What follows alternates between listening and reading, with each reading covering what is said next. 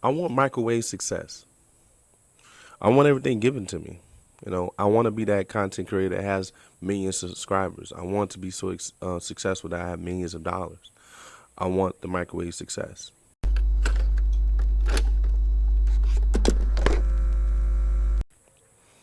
And that's kind of what a lot of people want. They want the instant gratification of something that they just started.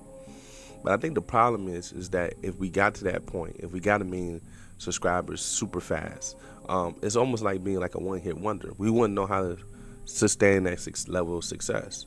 And I think that level of success can kill you because you got that level of success so fast, so rapid that you didn't really have time to grow. Now I understand grinding and for years to get to a level of achievement in your field can be just as exhausting and make you want to give up. But I think through that process, you realize how to sustain that level of success. You realize the mistakes that you don't need to make because you have made them before you got to that level of success. And I think the biggest thing for me, or just the biggest thing I've seen the last month, especially when I've been watching Stream with you, is you see a lot of people that came up because they know how to sustain that level of success. They understand how to monetize that level of success when they got there because they've been doing it for years, right? You look at like Suburban Baby, who went from a small streamer but was a big creator in his own right, come up so fast. It really wasn't come up so fast. He's been doing it for years, so he just got the opportunity. Once he got his opportunity, he was ready. It's like when people say you got to stay ready because you never know when your opportunity is coming. But I understand when you see people who didn't make streaming you crying and being sad, they haven't put that level of work in there, because I think when you get there, you know, you got to have a plan together, right? And I don't think those people that had a plan together, they just want to be, I made it there, right? And it wouldn't have worked out for them. And I think they would have put them in a more like desperate situation that it didn't work out for them if they went, because they don't know what it means to work at a level or sustain that success that probably would have gave them if they would have went, or if they would have even found success going. And oftentimes I think we get discouraged because you're doing it for a couple months, even a couple years, and you don't see anything. It makes you want to quit. But I remember talking to my girlfriend, and she told me, remember why you do it. Are you doing it for the numbers, or are you doing it to really help people?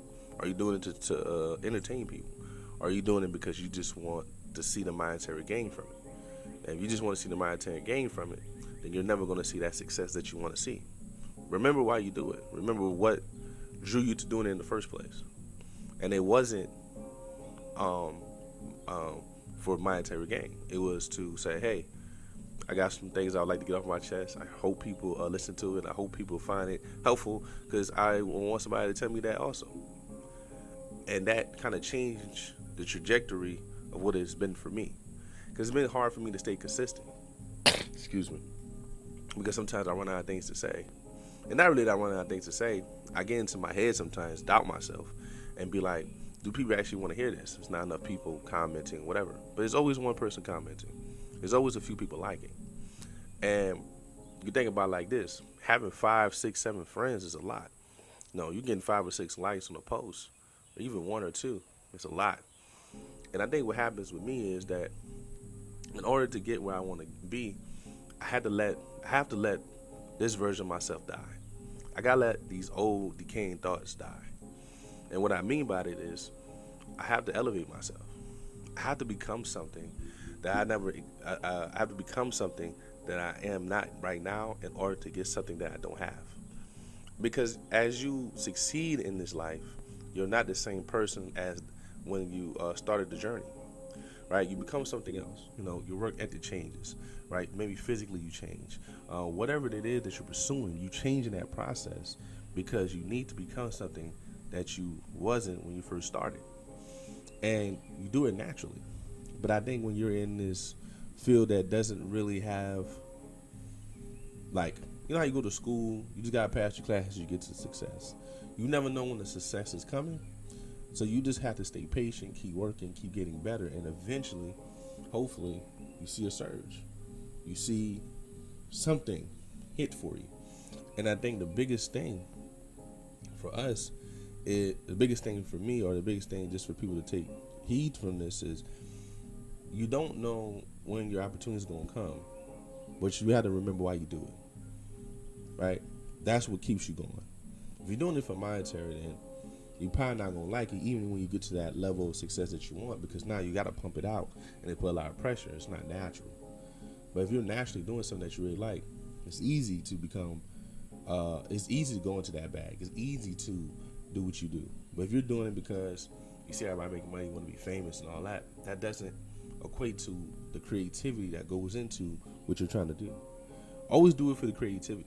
Always do it because it makes you feel good. Always do it because this is something that you enjoy doing, right? I turn the microphone on. I used to play basketball because I enjoyed these things, right? Because this is some things I just like talking about. I like being creative in that aspect. But I think sometimes we can lose sight of it because you want to have a level of success that you see online. And that's one thing about social media.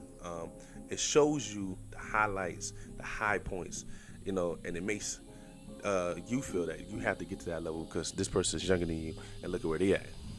And your subconscious mind can absorb that negative energy. But I think if you really hone in on just realizing why you do it, realizing why I started this, it becomes a lot easier.